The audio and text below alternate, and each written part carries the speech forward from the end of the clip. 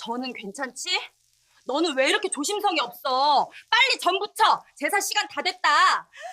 상처보다 제사가 더 중요한 시어머니. 여기는 어떤 사연이 있을까요?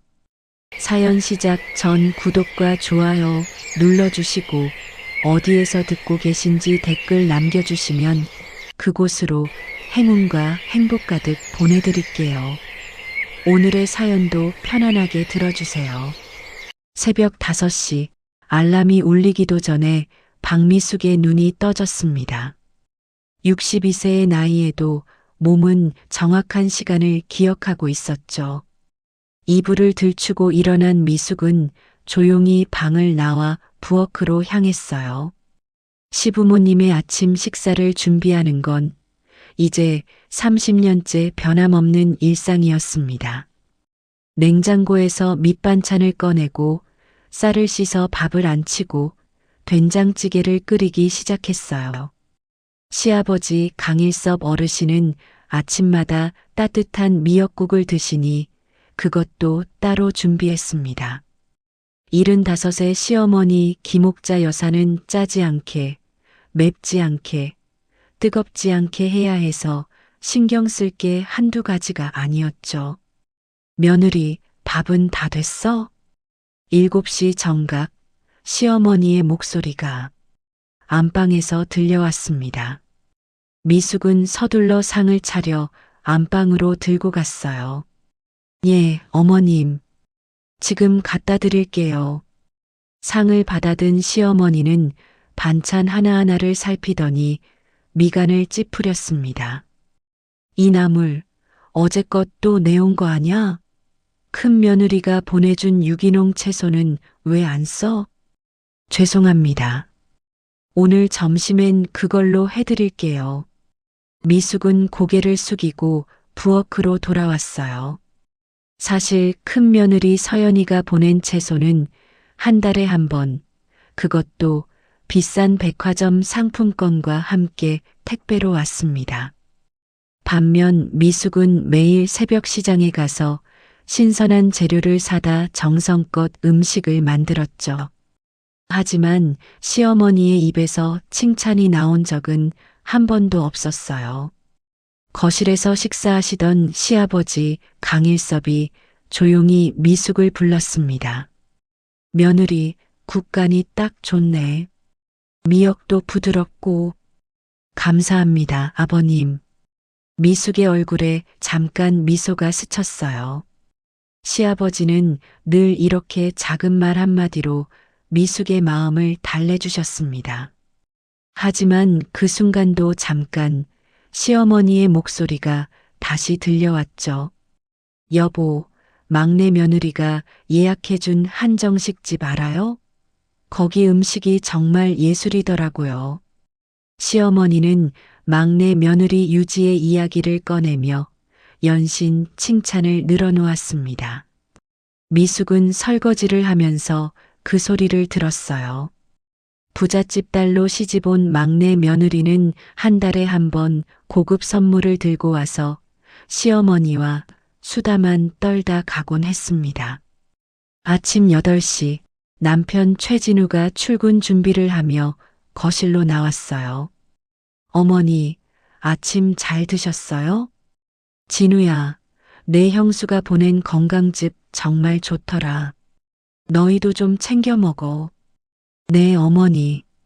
그나저나, 여보, 오늘 어머니 병원 모시고 가야지? 남편은 아내가 아닌 어머니만 바라보며 말했습니다. 미숙은 고개를 끄덕였지만 남편은 이미 신문을 펴들고 있었어요. 아, 그리고 어제 반찬이 좀 짰어. 어머니가 싱겁게 드신다는 거 알잖아. 알겠어요. 미숙의 목소리는 작고 낮았습니다.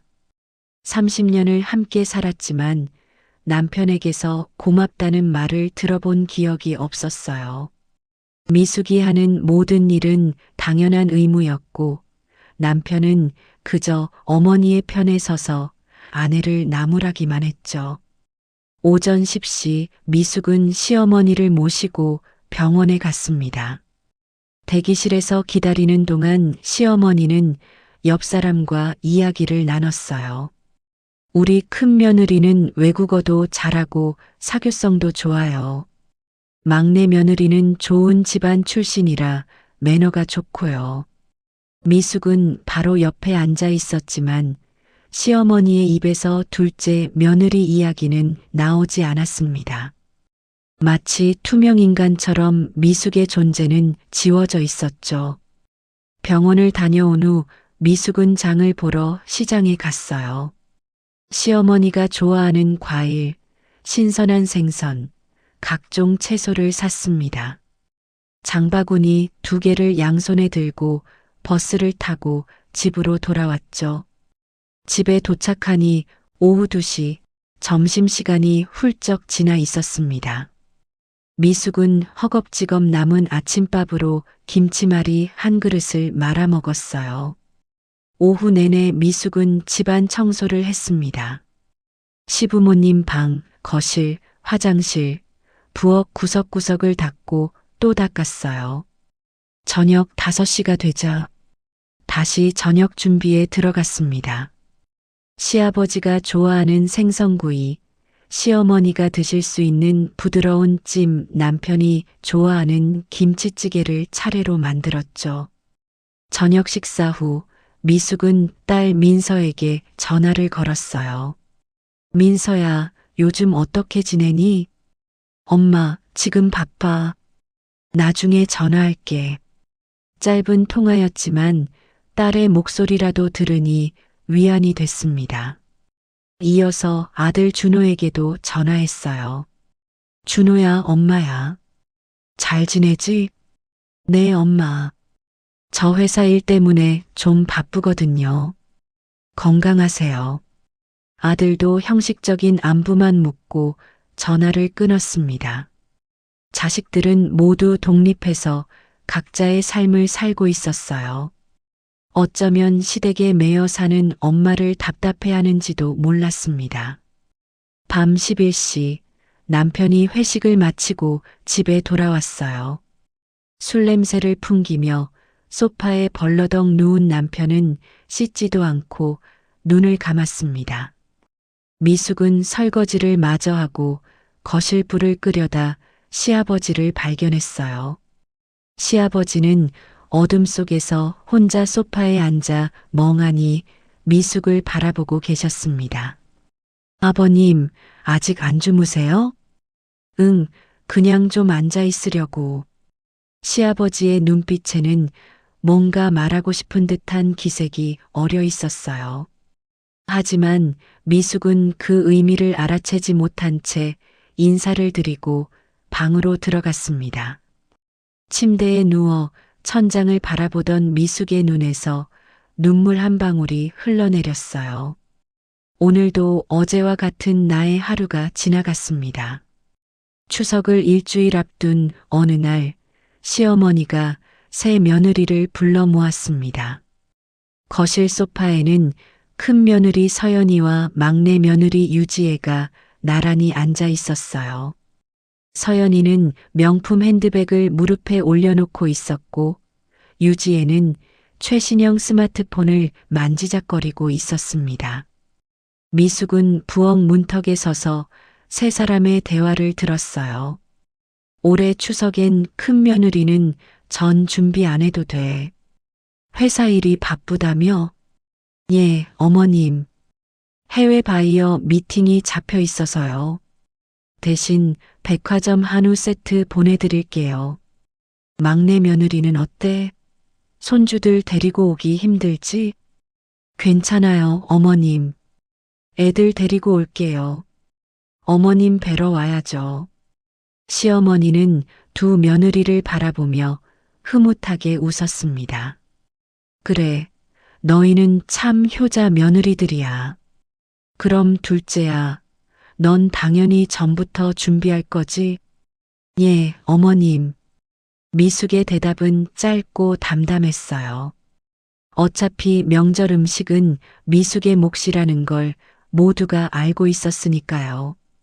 추석 당일 새벽 4시 미숙은 친정어머니가 보내주신 식재료를 꺼냈습니다. 고사리, 도라지, 시금치 등 나물을 삶기 시작했어요. 동그랑땡을 부치고 생선전을 지지고 고기를 삶아 편육을 만들었습니다. 오전 9시쯤 되자 다른 며느리들이 도착했어요. 어머님, 오랜만이에요. 큰 며느리 서연이가 화사한 분홍색 한복을 입고 나타났습니다.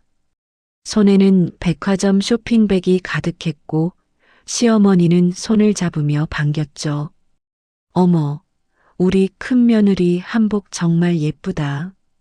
네, 어머님 드시라고 홍삼 세트랑 한우도 준비했어요. 막내 며느리 유지에도 하늘색 한복에 진주 목걸이를 하고 나타났습니다.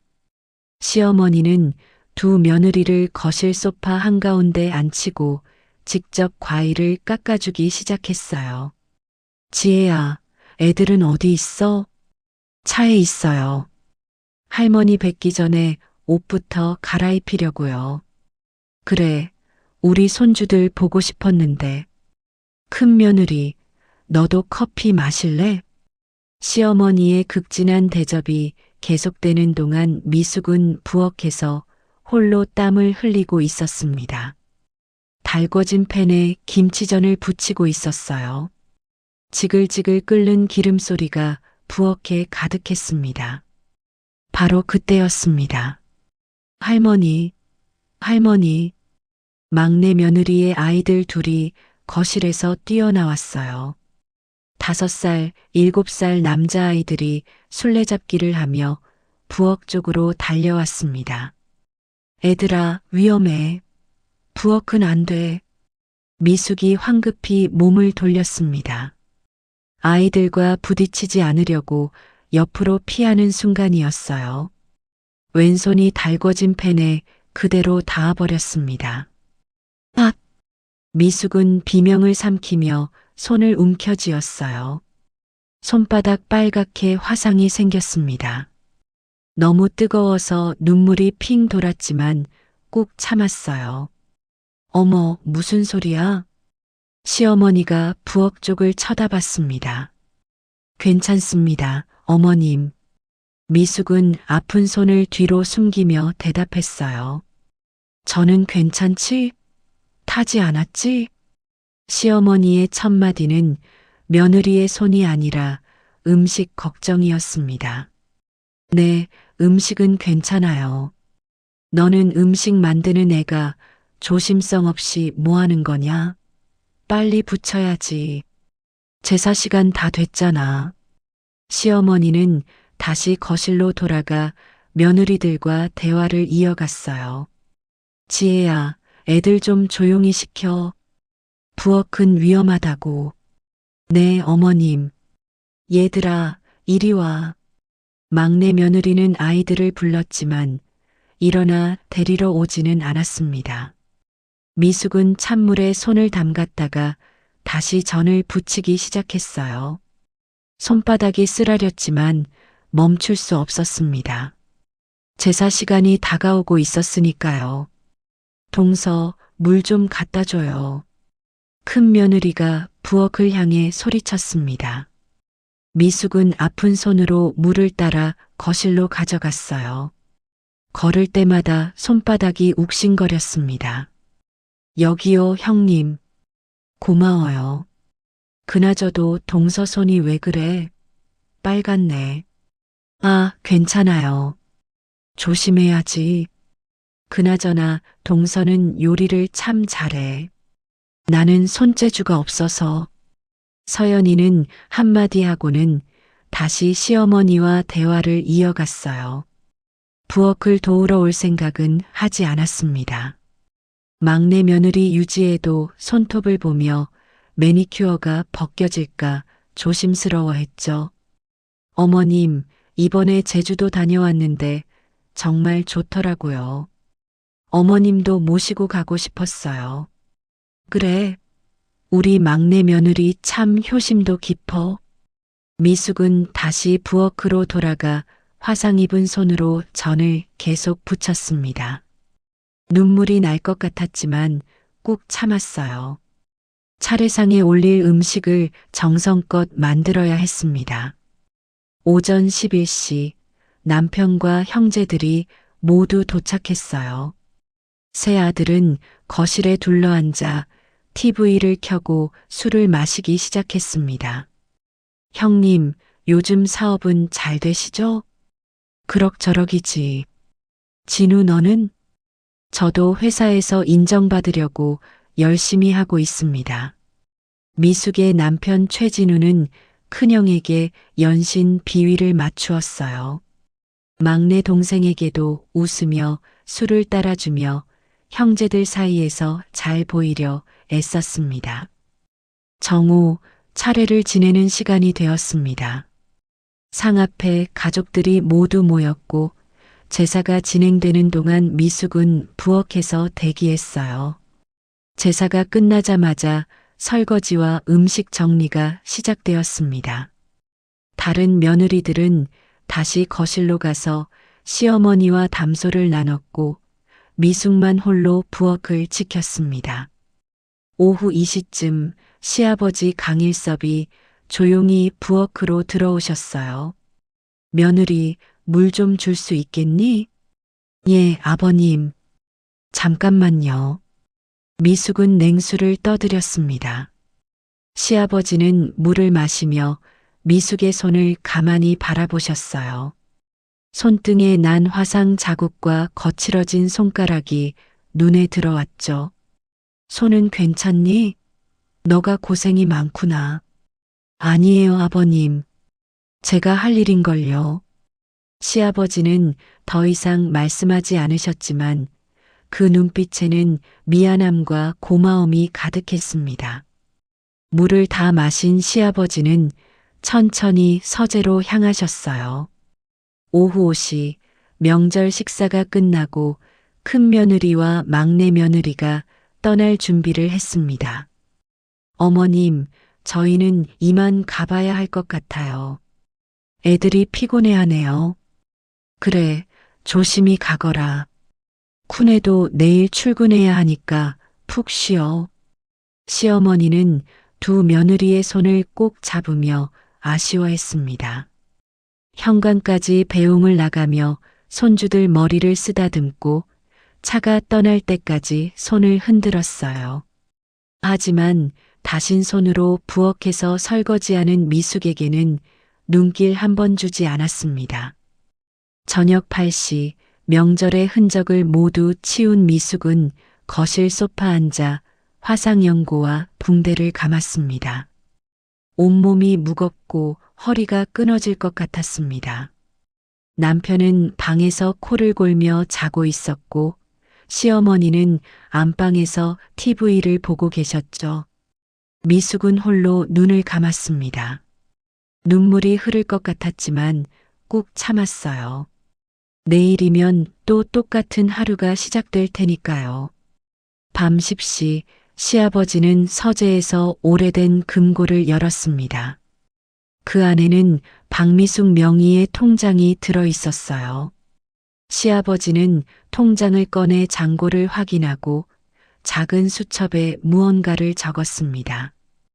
2023년 9월 명절 수고비라고 적힌 옆에 금액을 기록했죠.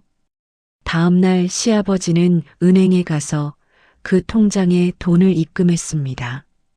아무도 모르게 조용히 20년째 계속해온 일이었어요. 통장을 다시 금고에 넣으며 시아버지는 작게 중얼거렸습니다. 미숙아, 조금만 더 기다려라. 그로부터 2달 후 평범한 오후였습니다. 시아버지 강일섭이 산책을 나가셨는데 저녁때가 되어도 돌아오지 않으셨어요. 미숙은 저녁 준비를 하다 말고 걱정이 되어 남편에게 전화를 걸었습니다. 여보, 아버님이 아직 안 들어오셨어요. 벌써 2시간이 넘었는데. 에이, 괜찮겠지. 어디 친구분이라도 만나셨겠지. 남편은 대수롭지 않게 넘겼지만 미숙의 불안은 커져만 갔어요. 밤 8시가 되자 시어머니도 초조해하기 시작했습니다. 이 사람 어디 간 거야? 전화도 안 받고. 바로 그때 집 전화벨이 울렸습니다. 경찰서에서 걸려온 전화였어요. 안녕하세요. 강일섭 씨 댁 맞으신가요? 어르신이 집 주소를 기억 못하셔서 보호하고 있습니다. 미숙과 남편은 급히 경찰서로 달려갔어요. 시아버지는 파출소 의자에 앉아 멍하니 창밖만 바라보고 계셨습니다. 아버님, 저예요. 미숙이에요. 시아버지는 며느리를 보고서야 안도의 표정을 지었습니다. 하지만 눈빛은 예전 같지 않았어요. 어딘가 흐릿하고 초점이 없는 것 같았습니다. 다음 날 가족들은 시아버지를 모시고 대학병원에 갔어요. 신경과에서 여러 검사를 받았습니다. MRI도 찍고 인지능력 검사도 받았죠. 일주일 후 나온 검사 결과는 초기 치매였습니다. 환자분은 알츠하이머 초기 단계입니다. 지금부터 약물 치료와 함께 보호자의 세심한 관리가 필요합니다. 의사의 설명을 듣는 가족들의 표정이 각각 달랐어요. 시어머니는 한숨을 쉬었고 남편은 난감한 얼굴을 했습니다. 미숙은 시아버지의 손을 꼭 잡았어요. 꾸준히 약을 드시고 낮에는 활동을 시키는 게 좋습니다. 무엇보다 익숙한 환경에서 가족과 함께 지내는 게 중요합니다. 병원을 나오는 길, 차 안은 무거운 침묵이 흘렀습니다. 집에 도착하자 시어머니가 새 아들과 며느리들을 모두 불렀어요. 이제 어떻게 하면 좋겠니? 큰아들이 먼저 입을 열었습니다.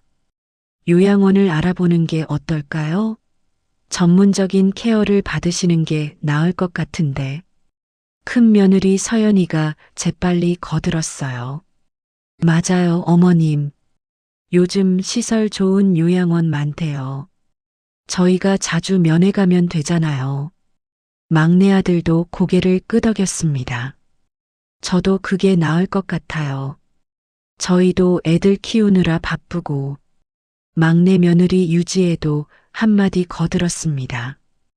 애들이 아직 어려서 할아버지 케어까지는 힘들 것 같아요. 시어머니가 둘째 아들 최진우를 바라봤습니다. 진우, 너는 어떻게 생각하니? 글쎄요, 저도 회사 일이 바빠서. 남편은 말끝을 흐렸어요. 아무도 시아버지를 직접 모시겠다는 말을 하지 않았습니다. 그 순간 미숙이 조용히 입을 열었어요. 제가 아버님을 모시겠습니다. 거실이 순간 조용해졌습니다. 모두가 미숙을 쳐다봤어요. 어머님, 아버님을 요양원에 보내시면 안 됩니다. 의사 선생님도 익숙한 환경이 중요하다고 하셨잖아요. 시어머니의 표정이 복잡하게 변했습니다. 내가 감당할 수 있겠어? 치매 환자 간병이 얼마나 힘든지 알아? 힘들어도 괜찮습니다. 제가 모시겠습니다. 큰 며느리와 막내 며느리는 서로 눈빛을 주고받았어요. 안도의 표정이 역력했습니다. 역시 동서가 효심이 깊네. 우리는 도와줄게요. 서연이의 말에 유지에도 고개를 끄덕였죠. 하지만 미숙은 그들의 말이 공허하다는 걸 알고 있었습니다. 그럼 그렇게 하자. 둘째 며느리, 아버지 잘 부탁한다. 시어머니의 말에 가족회의는 그렇게 끝났어요. 큰 며느리와 막내 며느리는 급히 자리에서 일어나 집으로 돌아갔습니다. 그날 밤 남편이 미숙에게 말했어요. 당신이 잘 결정했어. 아버지 잘 모셔야 해. 당신은 안 도와줄 거예요? 나는 돈을 벌어야지. 당신이 집에 있으니까 당신이 하는 게 맞잖아. 남편은 당연하다는 듯 말하고 방으로 들어가 버렸습니다. 미숙은 한숨을 쉬며 시아버지 방으로 갔어요. 아버님, 주무세요? 아가, 내가 내 짐이 되는구나. 시아버지의 눈에 눈물이 맺혀 있었습니다. 아니에요, 아버님. 제가 모시고 싶어서 그러는 거예요. 고맙다, 정말 고맙다. 시아버지는 미숙의 손을 꼭 잡았어요. 그 손길이 따뜻했습니다. 다음 날부터 미숙의 본격적인 간병 생활이 시작됐습니다. 아침에 시아버지를 깨워 세수를 도와드리고 약을 챙겨드렸어요. 식사 때마다 옆에서 수저를 잡는 것을 도와드렸습니다. 오전에는 집 근처를 산책시키고 오후에는 함께 TV를 보거나 옛날 이야기를 나눴어요. 하지만 치매는 점점 진행됐습니다. 어떤 날은 미숙을 알아보지 못하고 낯선 사람 취급을 했어요. 당신 누구요? 우리 집에 왜 들어왔소? 아버님, 저예요. 며느리 미숙이요. 며느리? 우리 집에 며느리가 셋인데 당신은 누구요? 그럴 때마다 미숙의 가슴이 찢어지는 것 같았습니다.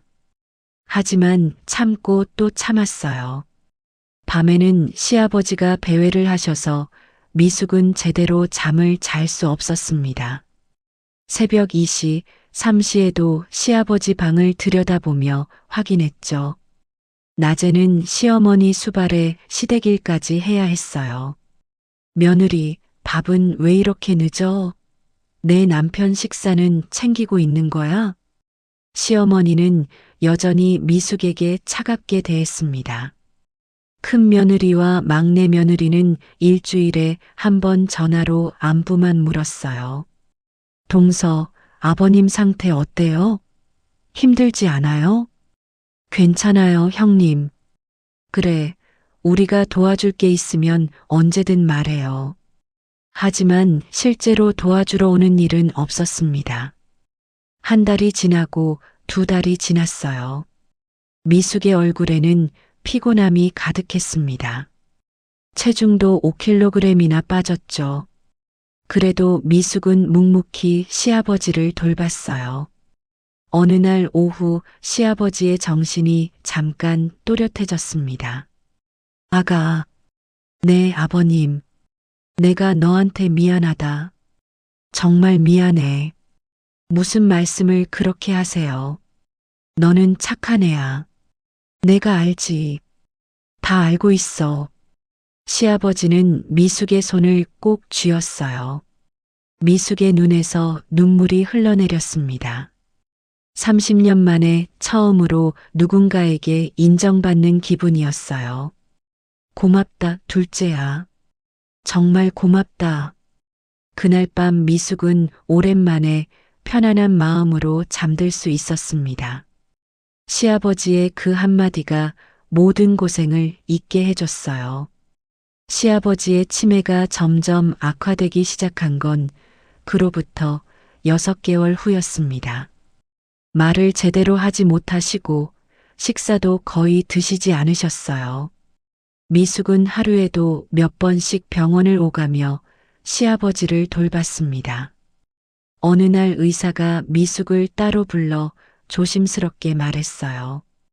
보호자분, 환자분 상태가 많이 악화됐습니다. 이제 시간이 얼마 남지 않은 것 같습니다. 그게 무슨 말씀이세요? 길어야 한 달 정도로 보입니다. 가족분들과 마지막 시간을 보내시도록 준비하시는 게 좋겠습니다. 미숙은 그 자리에 주저앉을 뻔했어요. 떨리는 손으로 남편에게 전화를 걸었습니다. 여보, 아버님이. 의사 선생님이 시간이 얼마 안 남으셨대요. 뭐? 형한테 연락해야겠다. 지금 바로 병원으로 갈게. 그날 저녁 가족들이 모두 병원으로 모여들었습니다. 큰아들 내외, 막내아들 내외까지 중환자실 앞 복도에 모였어요. 시어머니는 병실 안에서 남편의 손을 잡고 울고 있었습니다. 여보, 놔두고 어디 가려고 그래요? 우리 아직 할 일이 많은데. 시아버지는 눈만 깜빡일 뿐 대답하지 못했어요. 미숙이 병실 안으로 들어가자 시아버지의 눈빛이 조금 살아났습니다. 아버님, 제가 왔어요. 미숙이에요. 시아버지는 미숙의 손을 힘없이 잡으려 했어요. 그리고 입술을 달싹이며 뭔가 말하려 했습니다. 하지만 소리는 나오지 않았죠. 복도에서는 큰 며느리와 막내 며느리가 수군거리고 있었어요. 장례는 어떻게 치를까요? 요즘 장례식장 비용이 만만치 않던데. 아버님 명의로 된 부동산도 있을 텐데. 나중에 상속 문제는 어떻게 되는 거래요? 미숙은 그 소리를 듣고 가슴이 무너지는 것 같았습니다. 시아버지는 아직 살아계신데 벌써 유산 이야기를 하다니. 다음날 시아버지의 상태는 더욱 악화됐어요. 의식이 희미해지고 호흡도 가빠졌습니다. 미숙은 밤새 시아버지 곁을 지켰어요. 새벽 3시쯤 시아버지가 갑자기 눈을 뜨셨습니다. 마지막 힘을 쥐어짜듯 미숙의 손을 꼭 잡으셨어요. 그리고 떨리는 손으로 어딘가를 가리키는 신용을 했습니다. 책 모양을 만들고 손으로 열쇠를 돌리는 듯한 동작을 하셨죠. 아버님, 무슨 말씀이세요? 시아버지는 미숙의 얼굴을 뚫어지게 바라보셨어요. 눈에서 눈물이 흘러내렸습니다. 입술이 움직였지만 소리는 들리지 않았어요. 하지만 미숙은 그 입모양을 읽을 수 있었습니다. 고맙다. 미안하다. 서재. 그게 시아버지의 마지막 말이었습니다. 며칠 후인 11월 15일 새벽, 시아버지는 미숙의 손을 꼭 잡은 채 조용히 숨을 거두셨어요. 장례식장에는 많은 조문객이 찾아왔습니다. 미숙은 상주 자리에 앉아 하루 종일 절을 받았어요. 시어머니와 새 아들, 새 며느리가 함께 상을 치렀습니다. 하지만 실제로 모든 일을 처리한 건 미숙이었죠. 조문객 식사는 준비됐어요? 예, 형님. 제가 다 주문했어요. 화환은 누가 보냈는지 명단 정리해요. 나중에 답례품 보내야 하니까. 큰 며느리는 손님들에게 인사나 하면서 실무는 미숙에게 다 맡겼어요. 막내 며느리도 마찬가지였습니다. 3일간의 장례를 치르고 집으로 돌아온 날 미숙은 녹초가 되어 있었어요. 하지만 문득 시아버지의 마지막 모습이 떠올랐습니다. 책을 가리키던 손짓, 열쇠를 돌리던 동작. 서재에 뭔가 있다는 말씀이셨구나. 미숙은 조심스럽게 시아버지의 서재로 들어갔어요. 책장에는 오래된 책들이 가득했습니다. 미숙은 책상 앞에 앉아 서랍을 하나씩 열어보기 시작했어요. 첫 번째 서랍에는 오래된 서류들이 있었고, 두 번째 서랍에는 안경과 볼펜이 들어 있었습니다. 세 번째 서랍을 열었을 때 미숙의 손이 멈췄어요. 서랍 깊숙한 곳에 작은 봉투가 있었습니다. 봉투 겉면에는 둘째 며느리 박미숙에게라고 적혀 있었어요. 떨리는 손으로 봉투를 꺼냈습니다. 봉투 안에는 통장 한 권과 편지 한 장이 들어 있었어요. 미숙은 먼저 통장을 펼쳤습니다. 예금주 박미숙. 통장 첫 페이지를 넘기자 입금 내역이 빼곡히 적혀 있었어요. 2003년 1월부터 시작해서 매달 빠짐없이 입금된 금액들. 처음에는 10만 원씩, 나중에는 20만 원, 30만 원씩 금액이 늘어났습니다. 미숙은 떨리는 손으로 마지막 페이지를 펼쳤어요. 잔액란에 적힌 숫자를 보는 순간 미숙은 입을 막았습니다. 잔고 8,745만 원. 20년 넘게 모인 돈과 이자가 8천만 원이 넘었어요. 미숙은 믿을 수가 없어서 숫자를 다시 세어봤습니다. 이게 정말일까요?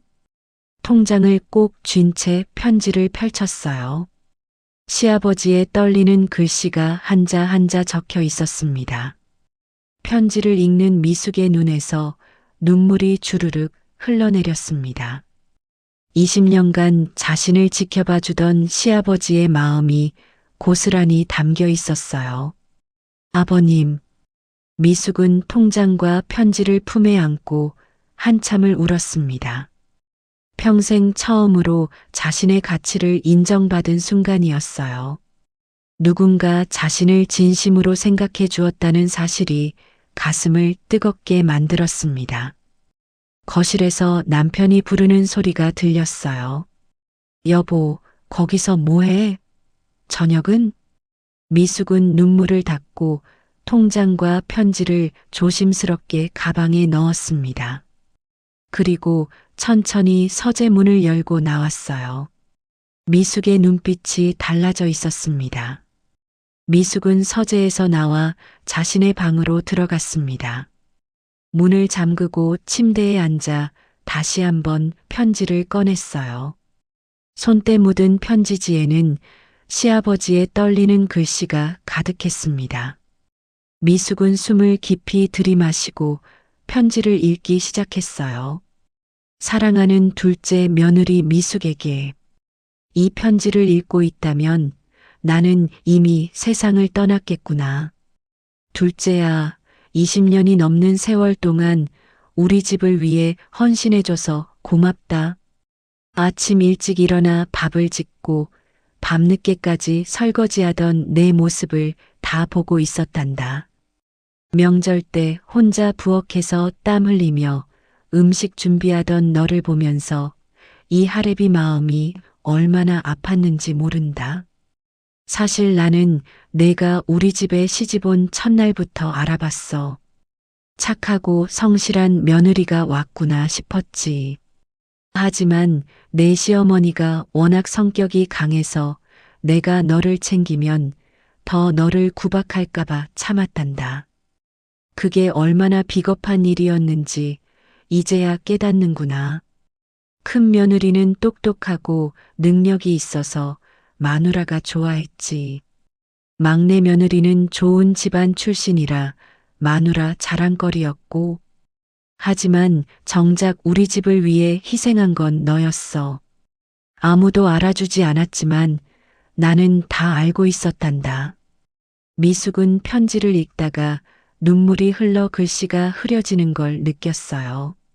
손등으로 눈물을 닦고 다시 읽기 시작했습니다. 그래서 내가 결심했지. 내가 언젠가 자유롭게 내 인생을 살 수 있도록 너에게 보탬이 되도록 말이야. 2003년부터 매달 내 용돈을 조금씩 모아서 내 이름으로 통장을 만들었단다. 처음에는 10만 원씩밖에 못 넣었는데 나중에는 조금씩 금액을 늘렸지. 마누라 몰래 하느라 얼마나 조심했는지 모른다. 아가, 이 돈은 내가 마음대로 써도 되는 돈이란다. 아무한테도 눈치 보지 말고 내가 하고 싶은 일에 써라. 그동안 남편과 자식들, 시부모를 위해 살았으니 이제는 너를 위해 살아야지. 내가 너한테 해주고 싶었던 말이 있어. 너는 정말 훌륭한 사람이란다. 성실하고 책임감 있고 따뜻한 마음을 가진 사람이야. 내가 우리 집 며느리가 되어준 것이 나는 참 자랑스럽단다. 미숙은 소리내어 울기 시작했습니다. 평생 처음으로 듣는 칭찬이었어요. 30년을 살면서 누구도 자신에게 이런 말을 해준 적이 없었습니다. 미숙아, 이제 당당하게 내 인생을 살아라. 다른 사람들이 뭐라 해도 신경 쓰지 마라. 내가 행복해야 내 주변 사람들도 행복해진단다. 마지막으로 미안하다는 말을 하고 싶구나. 더 일찍 너를 보호해주지 못해서, 내 편이 되어주지 못해서 정말 미안하다. 그래도 이 통장이 조금이나마 너에게 힘이 되었으면 좋겠다. 미수가 꼭 행복해라. 내가 웃는 모습을 보는 게 이 시아버지의 마지막 소원이란다. 2024년 9월 시아버지 강일섭 올림. 편지를 다 읽은 미숙은 한참을 울었어요. 20년 넘게 자신을 지켜봐 주신 시아버지의 사랑이 가슴에 와닿았습니다. 아무도 알아주지 않는다고 생각했던 자신의 노력을 누군가는 보고 있었다는 사실이 위로가 됐어요. 아버님, 정말 감사합니다. 정말 고맙습니다. 미숙은 편지를 가슴에 꼭 안고 중얼거렸습니다. 그날 밤 뭔가가 미숙의 마음속에서 변하기 시작했어요. 저녁 7시쯤 남편이 집에 돌아왔습니다. 여보, 나왔어. 저녁은 준비됐어? 평소 같았으면 미숙은 벌써 상을 차려놓고 기다리고 있었을 거예요. 하지만 오늘은 달랐습니다. 미숙은 방에서 나와 거실 소파에 앉아 있었어요. 오늘은 준비 안 했어요. 나도 피곤해요. 남편은 깜짝 놀라 아내를 쳐다봤습니다. 뭐, 갑자기 왜 그래? 어디 아파? 아픈 건 아니고 그냥 피곤해요. 당신이 알아서 드세요. 이게 무슨 소리야? 시아버지 장례 끝났다고 이제 막 나가는 거야? 남편의 목소리가 높아졌어요.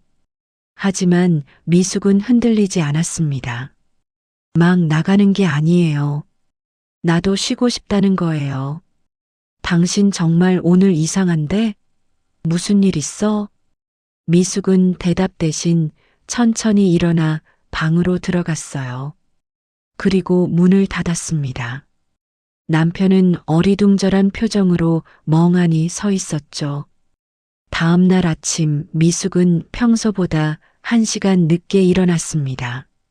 시어머니의 아침 식사를 준비하지 않았어요. 8시에 안방에서 시어머니의 목소리가 들렸습니다. 며느리, 아침 안 차려? 지금 몇 시야? 미숙은 천천히 부엌으로 나가 간단히 토스트와 우유만 준비했어요. 그리고 시어머니 방으로 가져갔습니다. 어머님, 오늘은 이것만 드세요. 이게 뭐야? 반찬은?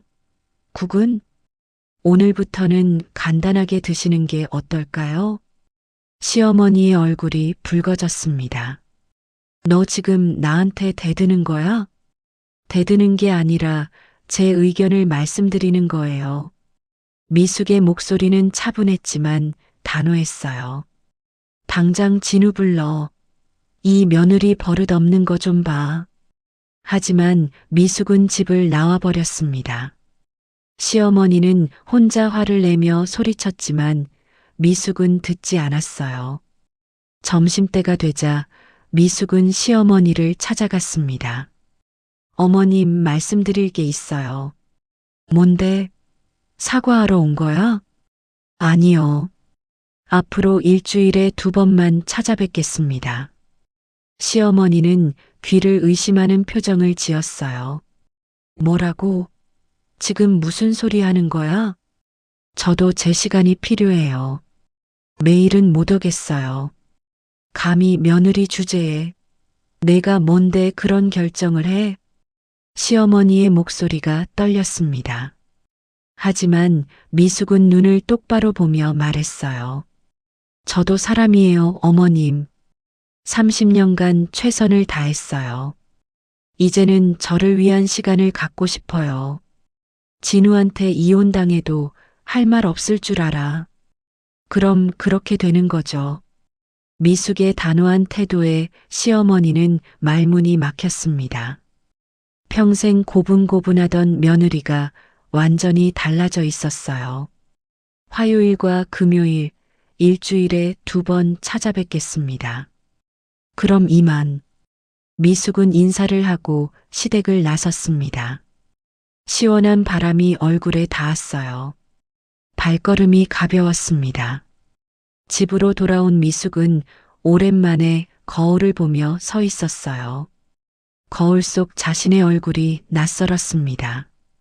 주름은 깊어졌지만 눈빛만큼은 살아 있었어요. 박미숙, 이제 너의 인생을 살아. 미숙은 거울 속 자신에게 말했습니다. 그날부터 미숙의 삶이 조금씩 변하기 시작했어요. 아침에 일찍 일어나지 않고 하고 싶은 책을 읽고 산책을 나갔습니다. 남편이 뭐라 해도 자신의 페이스를 지켰어요. 일주일 후 미숙은 오랜 친구를 만났습니다. 미숙아, 너 뭔가 달라진 것 같아. 표정이 밝아졌어.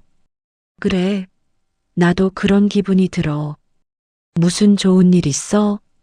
응, 있어. 아주 큰 선물을 받았거든. 미숙은 환하게 웃었습니다. 가방 속 통장과 편지가 든든한 힘이 되어주고 있었어요.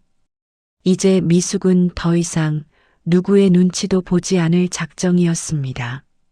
미숙이 달라진 지 일주일 후 남편 최진우가 아내를 불러 세웠습니다.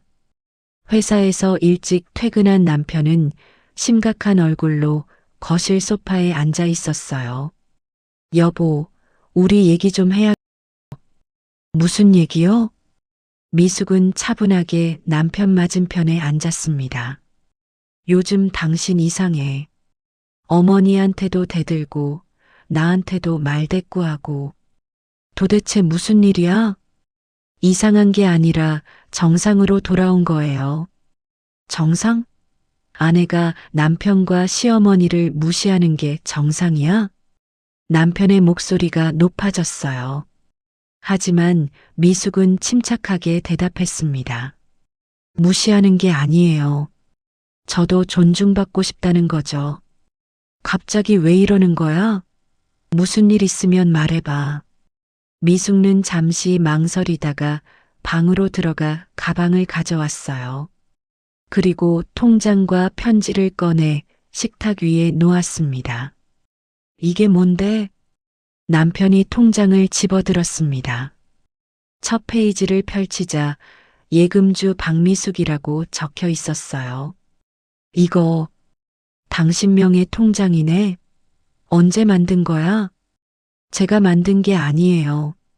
아버님이 만들어주신 거예요. 남편은 고개를 갸우뚱하며 통장을 넘겨보기 시작했습니다.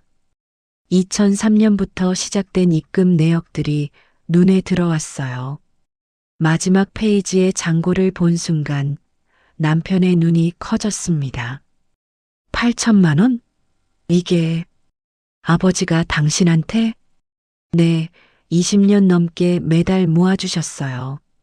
남편은 편지도 집어들고 읽기 시작했어요. 시아버지가 며느리를 위해 비밀로 돈을 모았다는 내용에 남편은 말문이 막혔습니다. 아버지가 정말 이런 걸 준비하셨어? 네, 저를 위해서요. 남편의 표정이 순식간에 변했습니다. 아까까지의 환한 얼굴은 온데간데 없고 어색한 미소를 지었어요. 여보, 그동안 내가 당신한테 서운하게 한 게 있었나 봐. 미안해. 갑자기 왜 그래요? 아니, 생각해보니까 당신이 고생을 많이 했잖아.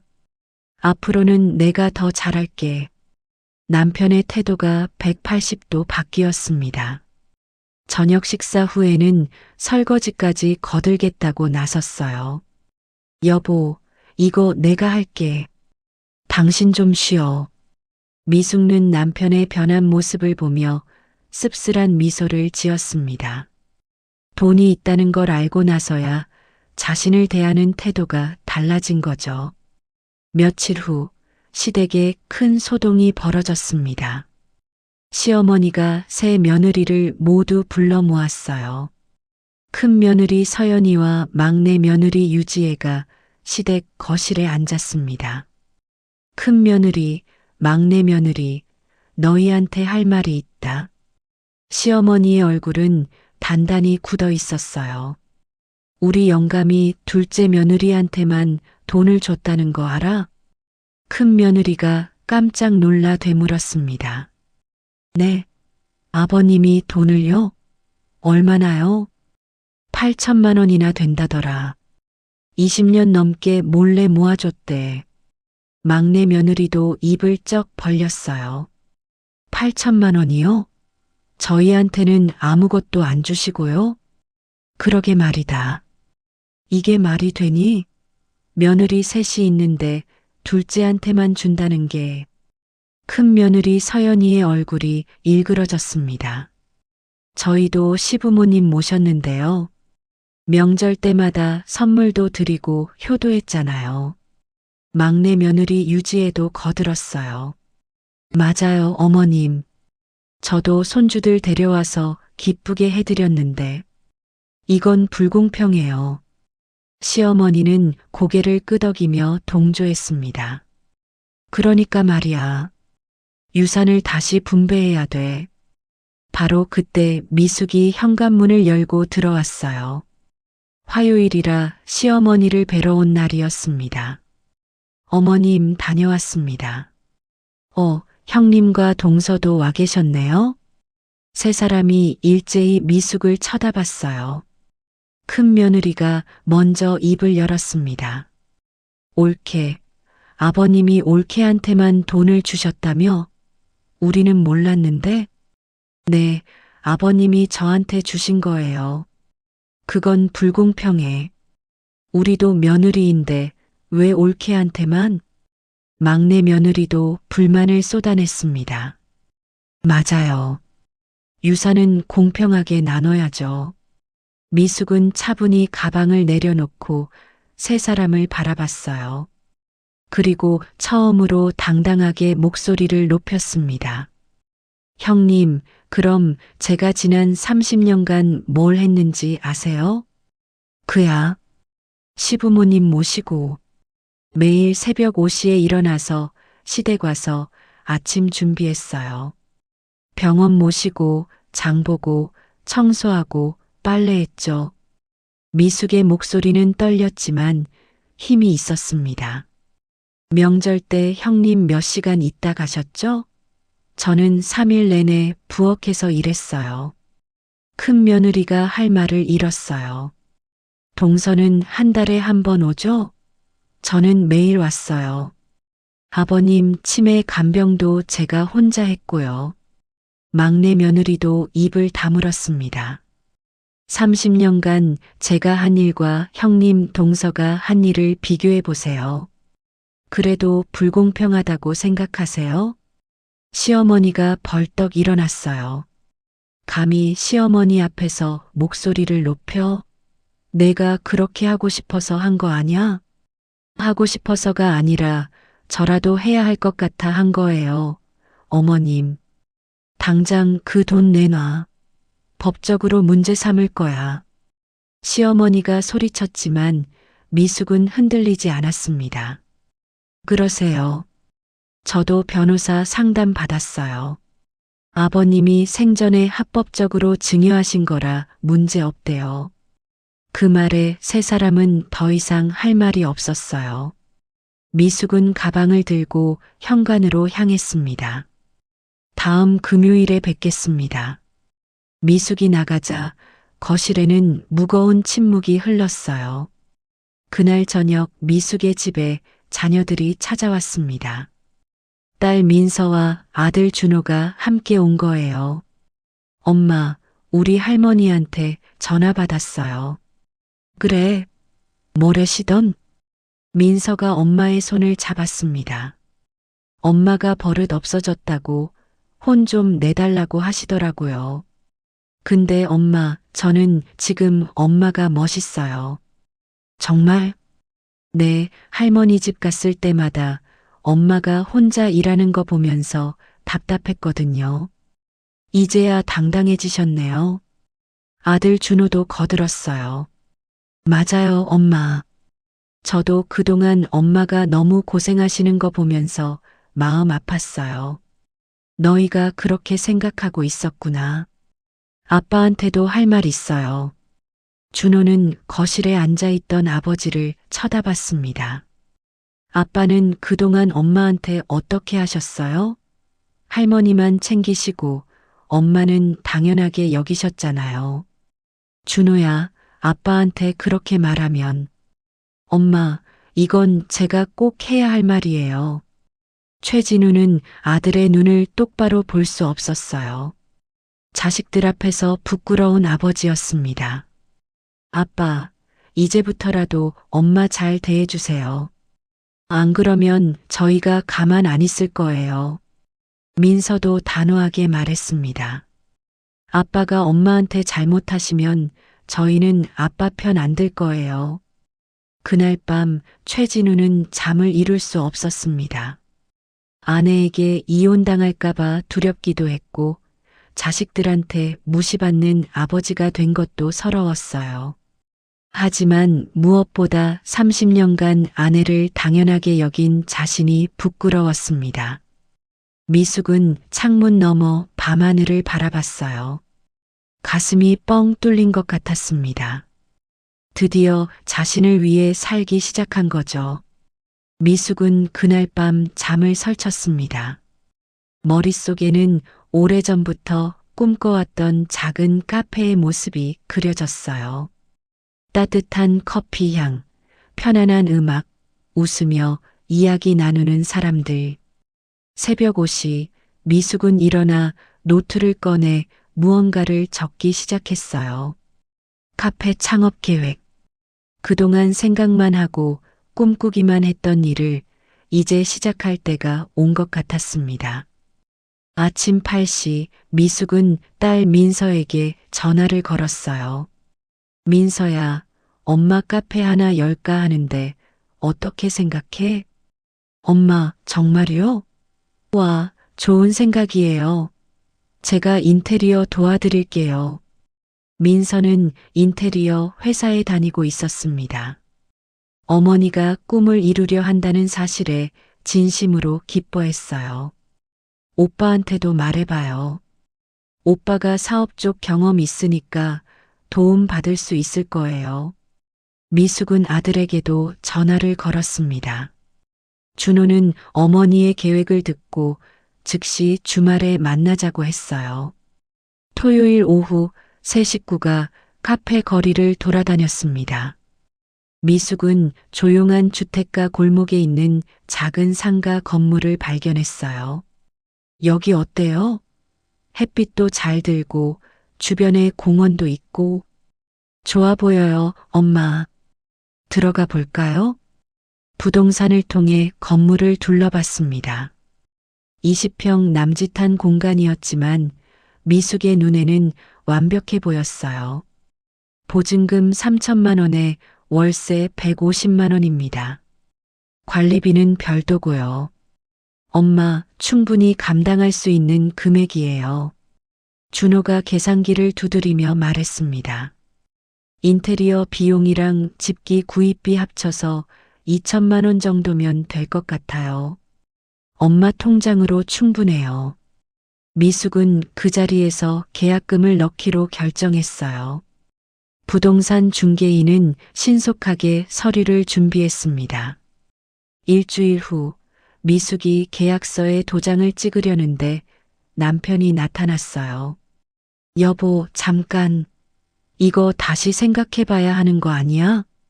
무슨 말이에요? 카페 사업이 얼마나 힘든지 알아?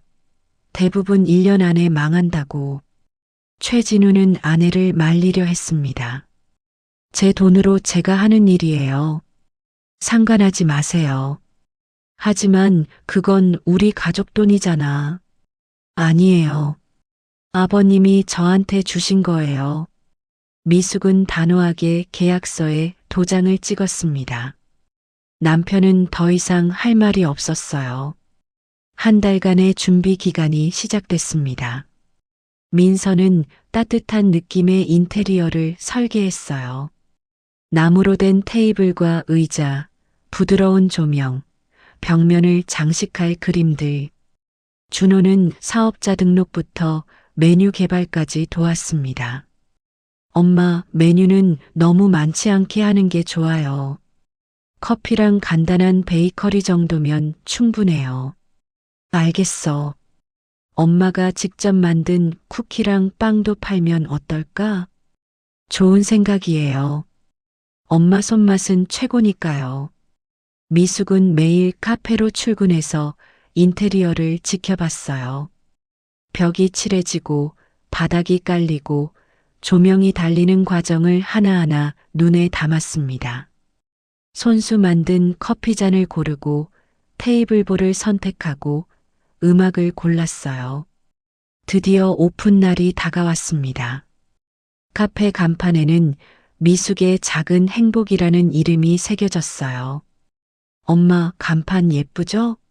제가 직접 디자인했어요. 고마워, 민서야. 정말 예뻐. 미숙은 자신의 이름이 새겨진 간판을 보며 눈시울이 뜨거워졌습니다. 62년 인생에서 처음으로 자기 이름으로 된 무언가를 가진 거예요. 오픈 당일 아침 미숙은 새벽부터 일어나 준비를 했습니다. 직접 구운 쿠키와 스콘을 준비하고 커피 머신을 점검했어요. 오전 10시 카페 문을 열자 딸과 아들이 첫 손님으로 들어왔습니다. 엄마, 첫 손님이에요. 어서 와요. 뭘 드릴까요? 아메리카노 2잔이요. 그리고 엄마가 만든 쿠키도요. 미숙은 떨리는 손으로 커피를 내렸어요. 평생 다른 사람을 위해 밥을 지어왔지만 손님에게 커피를 내리는 건 처음이었습니다. 오후 2시쯤 미숙의 오랜 친구들이 찾아왔어요. 미숙아, 축하해. 드디어 내 가게를 열었구나. 고마워. 다들 와줘서. 친구들은 카페를 둘러보며 감탄했습니다. 분위기 정말 좋다. 여기 자주 올게. 커피도 맛있어. 미숙이 내가 직접 내린 거야? 응. 인테리어 하는 동안 바리스타 학원 다녀서 배웠어. 친구들과 이야기를 나누는 미숙의 얼굴에는 환한 웃음이 가득했어요. 오후 4시 남편 최진우가 조용히 카페 문을 열고 들어왔습니다. 여보, 왔어요? 커피 한 잔 줄 수 있어? 미숙은 남편에게도 커피를 내렸습니다. 남편은 카페 구석에 앉아 조용히 커피를 마셨어요. 아내가 손님들과 웃으며 대화하는 모습을 지켜봤습니다. 그날 저녁 카페 문을 닫고 정리를 하는데 시어머니에게서 전화가 왔어요. 너 카페 열었다며? 동네에 소문 다 났어. 네, 어머님. 우리 집안 망신이야. 며느리가 장사를 한다니. 제가 하고 싶은 일 하는 건데요. 당장 그만둬. 안 그러면 너 우리 집안 사람 아니야. 미숙은 조용히 전화를 끊었습니다. 더 이상 시어머니의 말에 상처받고 싶지 않았어요. 석 달이 지났습니다. 카페는 입소문을 타기 시작했어요. 미숙이 직접 만드는 쿠키와 케이크가 맛있다는 소문이 퍼졌습니다. 무엇보다 미숙의 따뜻한 미소와 친절한 서비스가 손님들의 마음을 사로잡았어요. 사장님, 여기 오면 마음이 편해져요. 우리 엄마 같은 느낌이에요. 자주 올게요. 단골 손님들이 하나둘 생기기 시작했습니다. 카페는 동네의 작은 쉼터가 되어갔어요. 어느 날 미숙은 카페 앞을 지나가는 홀로 사시는 노인을 보았습니다. 구부정한 등 외로워 보이는 뒷모습이 마음에 걸렸어요. 저분들한테 뭔가 해드리고 싶어.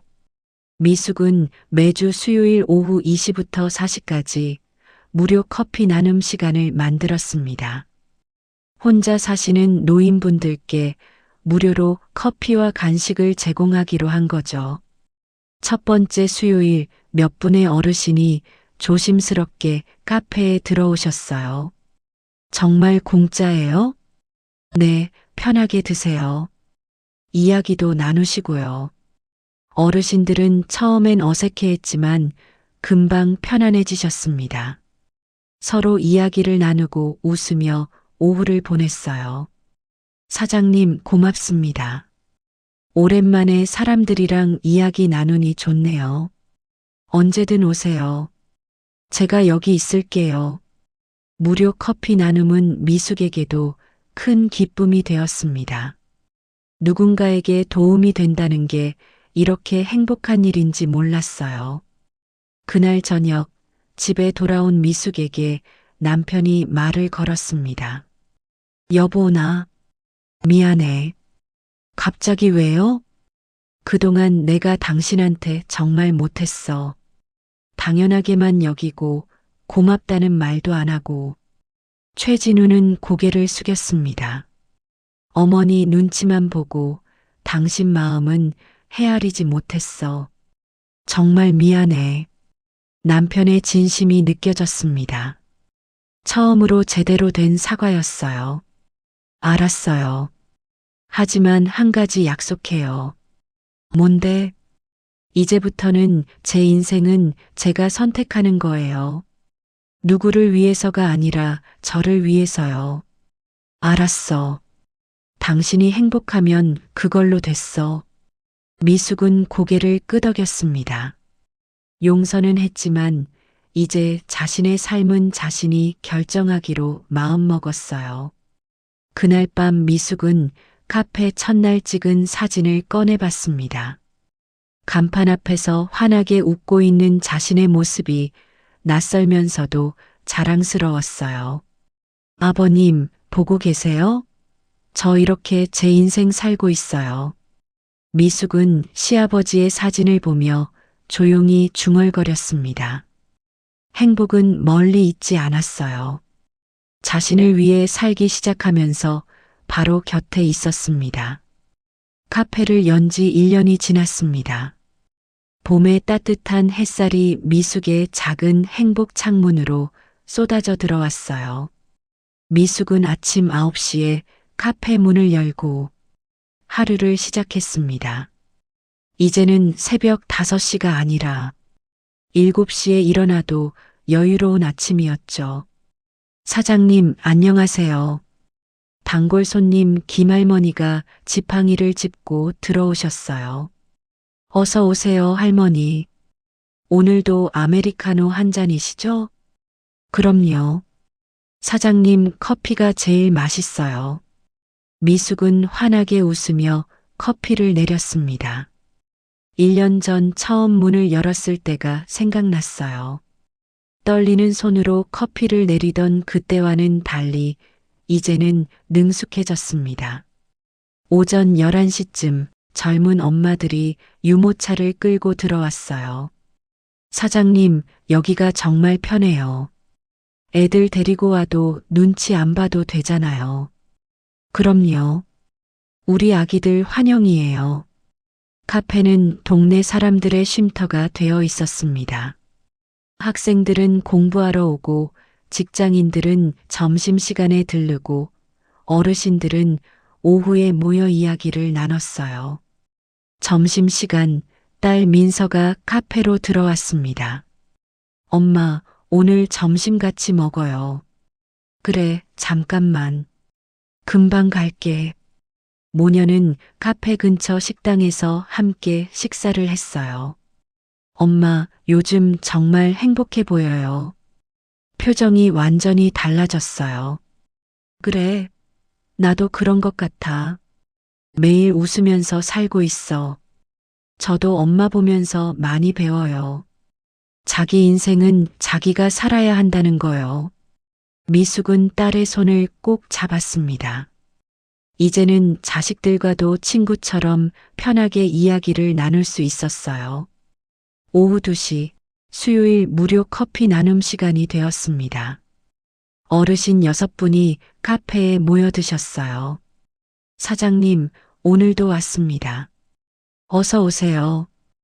오늘은 제가 직접 만든 단팥빵도 준비했어요. 어르신들은 카페 한쪽에 모여 앉아 이야기꽃을 피웠습니다. 외로움을 달래고 웃음을 나누는 모습이 보기 좋았어요. 사장님, 이런 일 하시는 분이 복 받을 겁니다. 아니에요. 제가 더 행복해요. 미숙의 말은 진심이었습니다. 누군가에게 도움이 된다는 게 이렇게 큰 기쁨인지 몰랐어요. 오후 4시 아들 준호가 회사 일을 마치고 들렀습니다. 엄마, 오늘 매출 어때요? 응, 오늘도 괜찮았어. 걱정 안 해도 돼. 다행이다. 엄마 장사 잘하시네요. 준호는 자랑스러운 표정으로 어머니를 바라봤어요. 아, 아빠가 오늘 일찍 퇴근해서 저녁 같이 먹자고 하시던데요. 그래, 알았어. 남편 최진우는 1년 사이에 많이 변했습니다. 집안일도 함께하고 아내의 카페 일도 도왔어요. 주말이면 카페에 와서 손님들 응대도 거들곤 했습니다. 저녁 7시 카페 문을 닫고 집으로 돌아가는 길이었어요. 골목을 걷는데 남편이 퇴근길에 미숙을 마중 나와 있었습니다. 여보, 오늘도 수고했어. 당신은 언제 온 거예요? 조금 전에. 같이 걸어가자. 부부는 나란히 집으로 걸어갔습니다. 예전과는 다른 편안한 공기가 흘렀어요. 금요일 오후 미숙은 시어머니를 뵈러 시댁에 갔습니다. 일주일에 2번 약속한 대로 화요일과 금요일에만 방문했어요. 어머님 다녀왔습니다. 왔니? 오늘은 뭘 갖고 왔어? 카페에서 만든 케이크요. 맛있어요. 시어머니는 여전히 차가운 말투였지만 예전보다는 부드러워졌습니다. 미숙이 더 이상 눈치를 보지 않으니 함부로 대하지도 못했어요. 그 카페는 잘 되고 있니? 네, 손님들이 많이 와요. 그래. 시어머니는 여전히 인정하기 싫은 듯 했지만 뭐라 하지는 않았습니다. 미숙은 1시간 정도 머물다가 자리에서 일어났어요. 그럼 다음 화요일에 뵙겠습니다. 벌써 가니? 네, 카페 일이 있어서요. 예전 같았으면 시어머니 눈치를 보며 더 있었을 텐데 이제는 달랐습니다. 미숙은 당당하게 자리를 떠날 수 있었어요. 토요일 저녁 카페에서 작은 모임이 열렸습니다. 큰 며느리 서연이와 막내 며느리 유지애가 조심스럽게 카페에 들어왔어요. 옳게, 카페 분위기 좋네요. 고마워요, 언니. 앉으세요. 두 며느리는 어색한 표정으로 자리에 앉았습니다. 옳게, 그동안 미안했어요. 우리가 너무 이기적이었던 것 같아요. 서연이가 먼저 사과했습니다. 맞아요. 옳게가 혼자 고생하는 걸 알면서도 못 본 척했어요. 유지에도 고개를 숙였어요. 다 지난 일이에요. 이제는 각자 자기 인생 살면 되는 거죠. 미숙은 담담하게 대답했습니다. 더 이상 원망도 미움도 없었어요.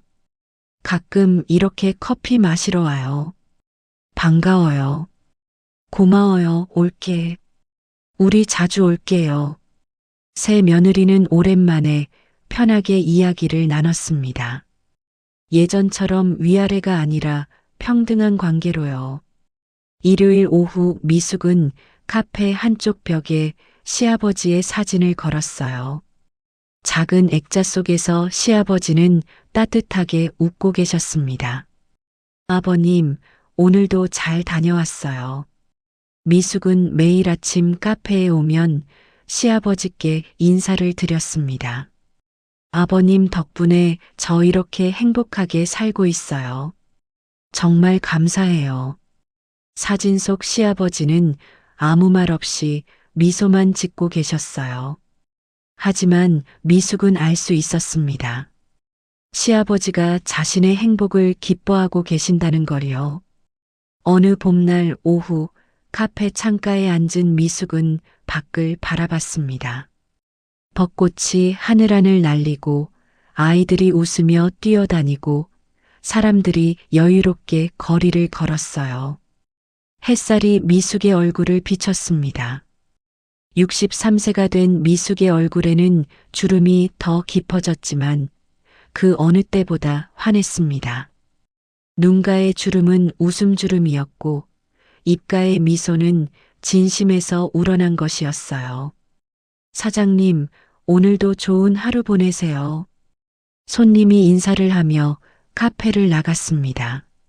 네, 고맙습니다. 또 오세요. 미숙은 환하게 웃으며 손을 흔들었어요. 그날 저녁 카페 문을 닫고 정리를 하는데 거울에 비친 자신의 모습이 보였습니다. 미숙은 거울 속 자신을 바라보며 조용히 미소 지었어요. 박미숙, 정말 잘했어. 이제 행복하지? 거울 속 자신이 대답하는 것 같았습니다. 응, 정말 행복해. 미숙은 이제 누군가의 며느리도, 누군가의 아내도, 누군가의 엄마도 아닌 박미숙 자신으로 살고 있었습니다. 62년 인생에서 처음으로 자신을 위해 사는 진짜 행복을 알게 된 거죠.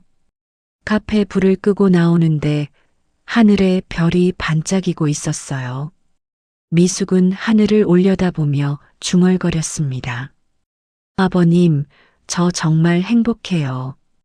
이 행복 오래오래 지킬게요.